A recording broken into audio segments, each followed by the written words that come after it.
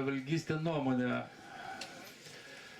Kokiais 93-4 metais, to žodžio dar nebuvo žaliavalgiai, mes su žmona veganavom, buvom veganai. Nu, ta prasme jokios gyvulinės kilmės produktų, plus davažiavom nieko virto, nieko kepto. Nu, viskas va taip buvom. Tai mes laikėmės kokį gerą pusmetį. Patikėkit, tai yra fantastinė patirtis. Atsiranda mistinės galios visokios. Nu, nepradedi ten piramidžių statyti, žinot, ten blokų, bet nu, aš tai trumpą pavyzdėlį.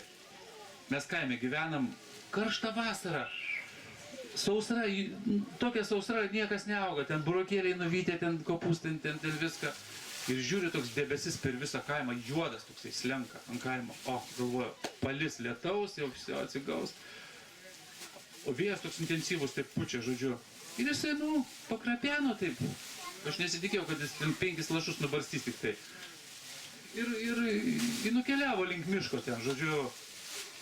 Aš taip sakau, tai palauk, tai kur lietus, sakau, sustok, tai davai sugrįžk, nu.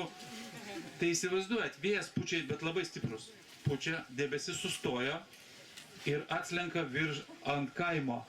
Man pradėjo tie skrusdėliai lakstyti ten po galvą. Aha, galvoju, o ką dabar toliau su juo daryti? Nu, žodžiu, jisai užslinko virš kaimo, nu, ten didelis tas debesis. Nu, dar pakrapeno, aš supratau, jis neturi iš ko. Aš sakau, taip, atsiprašau, sakau, aš nenorėjau tu, kur nori ten plauk, nes aš nežinau, ar gal žaibą turi, kur ten stalčiui dar įsikišęs, ar dar kažką. Ir tada supratau, kad reikia, kad mus kažkas pamokintų, kaip elgtis tais dalykais.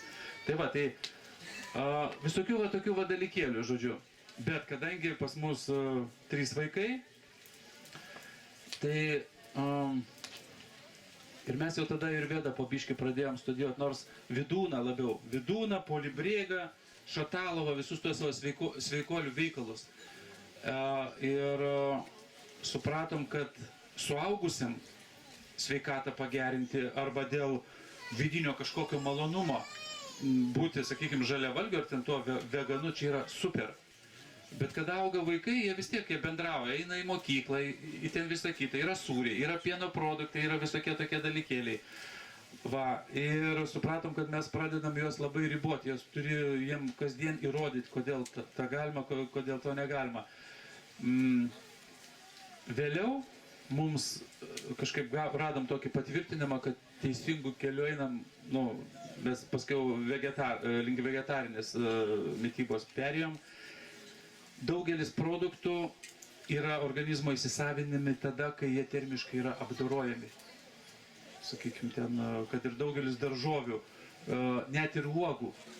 Sakykime, paimkim šiltus kraštus, tokį kaip pavyzdį, ir uogos kokios nors noksta.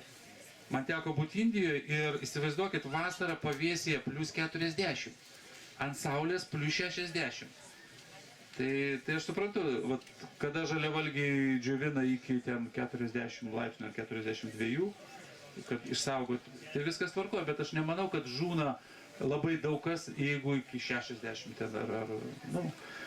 Vienu žodžiu, žiūri žaliavalgius teigiamai, bet visas esmė, kad nebūtų fanatizmo krislelio. Jisai būna pas daugelį, kada įsikvėpi, labai nori pajunti tą gėrį sveikatui, ten visame kitame norisi pasidalinti, bet tą mitybą reikia pritaikyti pagal vietą, laiką ir aplinkybės. 3 faktoriai. Super, ir tada mes klestime, žodžiu.